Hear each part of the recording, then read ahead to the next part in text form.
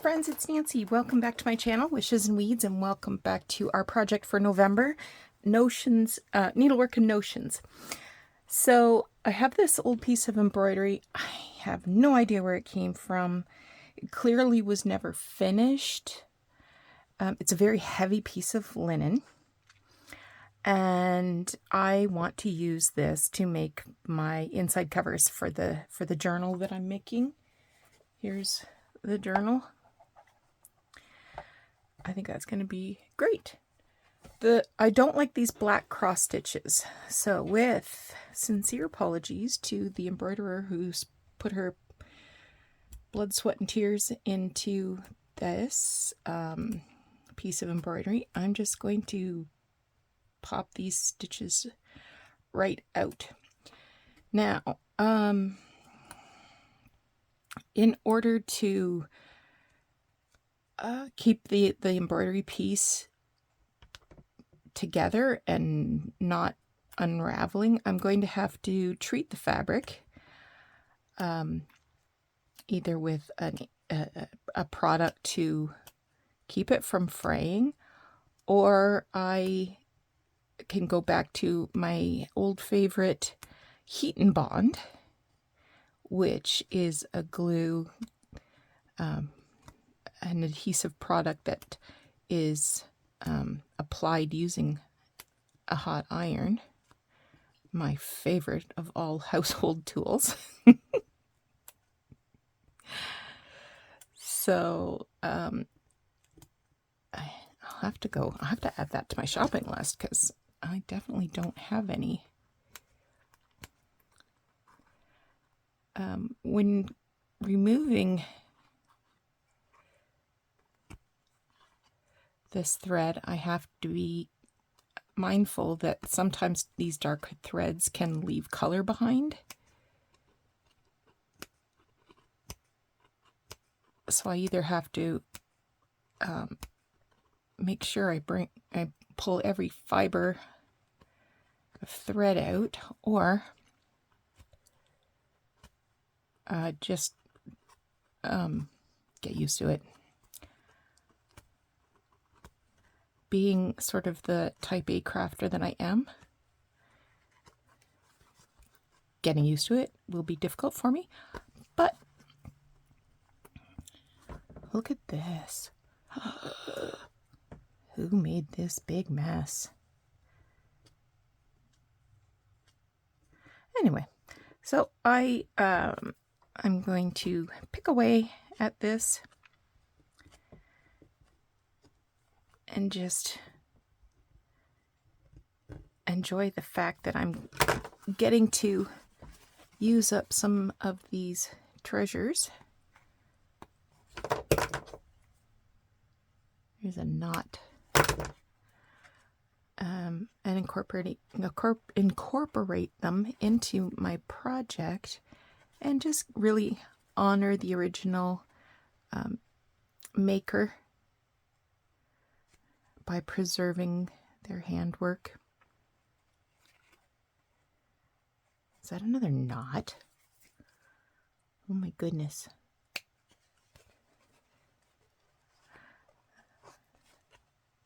So here's what I mean about there's going to be some leftovers.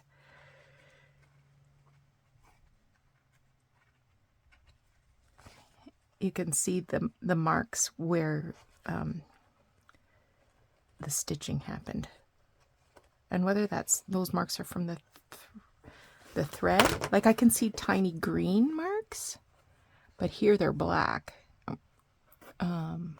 So I don't think I have any chance of removing them. So I'm just going to have to embrace them. I could go back in later and restitch those cross stitches with a more, what I would consider more appealing color. The black just isn't doing it for me.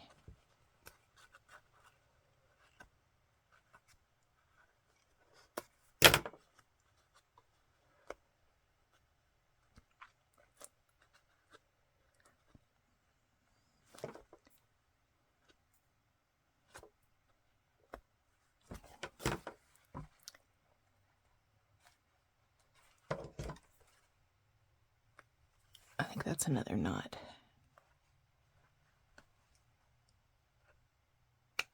Gotta be careful not to cut the fabric. Only the thread.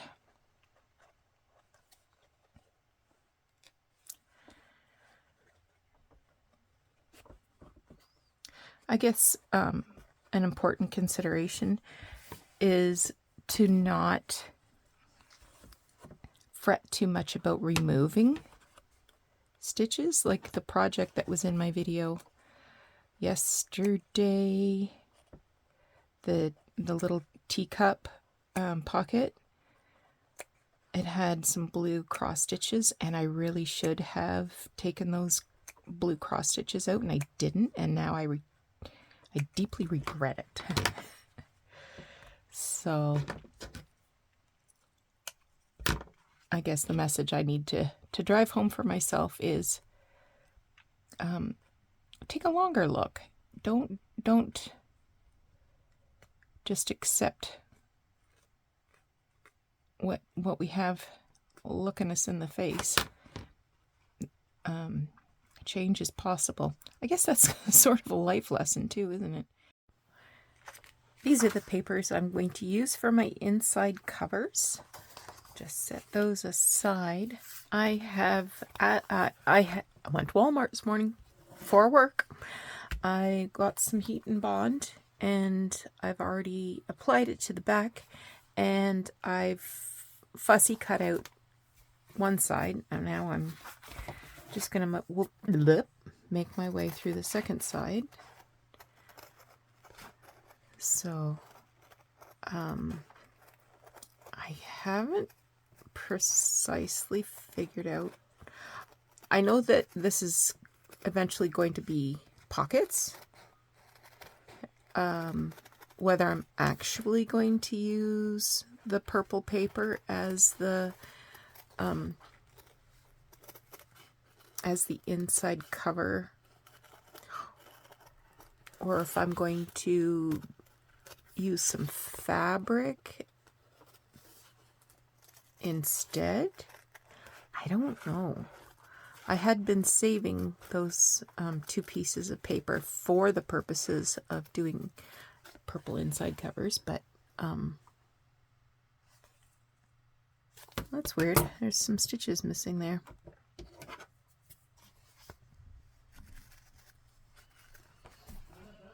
Okay, he's singing again. So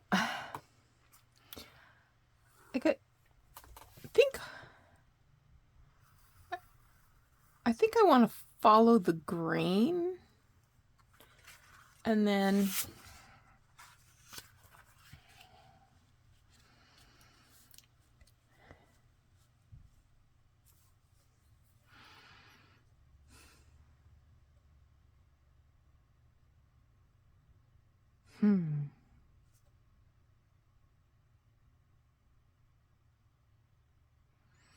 I guess the most important thing to do. I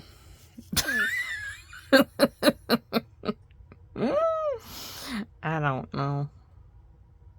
I'm not sure why I thought this would work.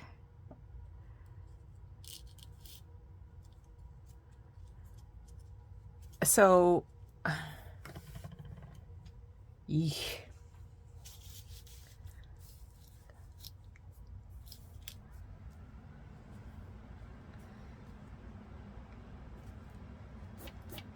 so maybe I won't be having pockets.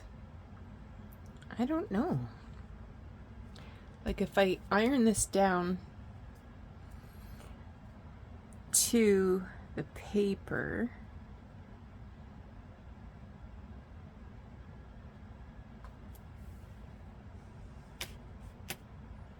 I'm looking around for fabric.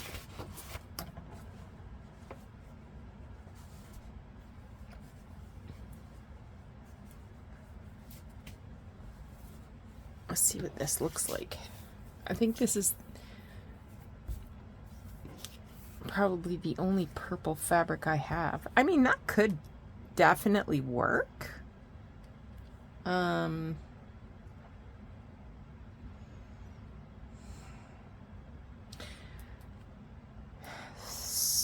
So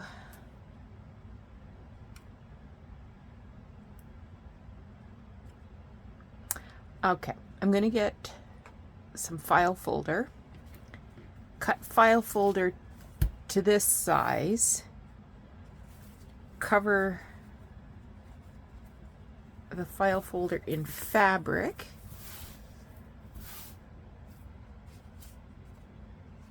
and then adhere this to the purple paper, trim around, and turn it into pockets.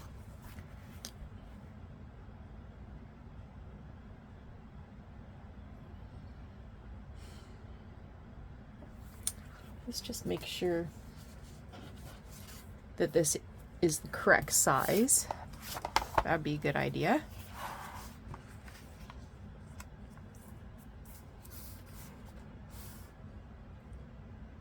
Yeah, I think that's going to work. I think I would want the pockets on this side because going this way might be too difficult to get objects in. I don't know. I don't know. I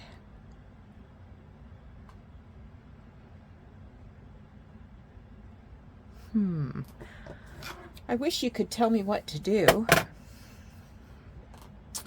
Like, it would seem, I mean, I could totally not do pockets, but that would seem to me to be rather a waste not to do pockets. Does that make any sense? And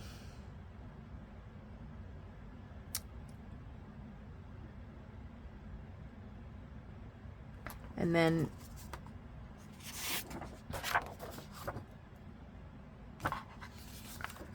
like they would go this way.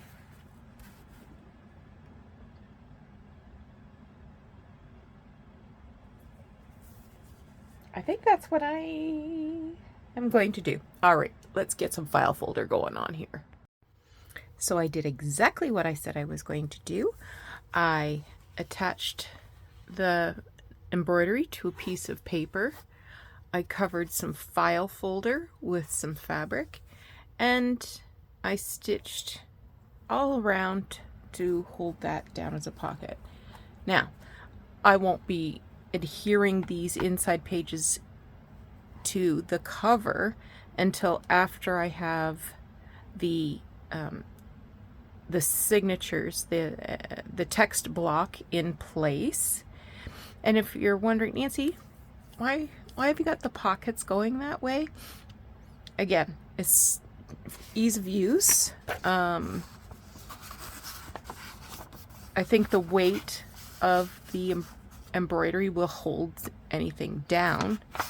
The other thing is, with most of my journals at least, I put a lot of stuff on the edges of the pages, so there's room for some texture, I guess, some depth in towards the center, whereas if I flip them around, that might cause there to be more of a gator mouth, as we refer to it in junk journal circles.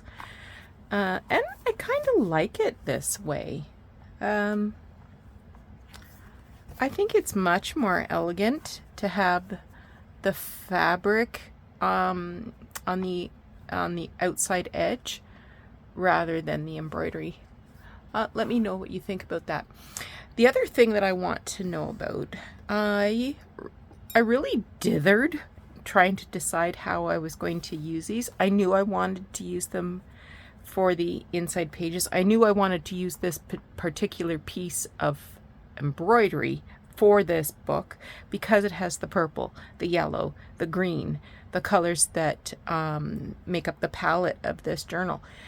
But figuring out how I was going to use them. I really dithered there, and I wonder, is that, how annoying is that? Because I think if I was watching, I would just get annoyed and say, get on with it. But on the other hand, I wonder, maybe listening to me think about how I want to use my supplies, how I process the ideas, maybe that's helpful. I don't know. So I am interested in hearing what your thoughts are, because I can totally remove the dithering and just go from step to step to step. Let me know. I'm happy to see that since I started this month's theme, that my subscribers are back up to 8,000. I got to the 8,000 mark back in the summer, and then when I did the Harvest of Memories project in October, I lost a lot of subscribers. That it wasn't. I did get a lot of compliments, and people did enjoy it, and people definitely were following along on a daily basis. My views were down, no big deal, but I enjoyed October. I enjoyed creating a journal for myself. Yeah, so I wondered about that piece, whether, well, it was nice, Nance, but don't bother doing that again, because it really wasn't that enjoyable. We just hung in there because we thought it would eventually end. I'm interested to know what your thoughts are about that. All right, I will stop now. Take care of yourselves. Come back again soon. We'll do another Notions and Needlework project. And I hope this gives you permission to cut into some old vintage linens that you might have in your stash and create something really functional and lovely. Take care. We'll talk to you again soon. Bye-bye.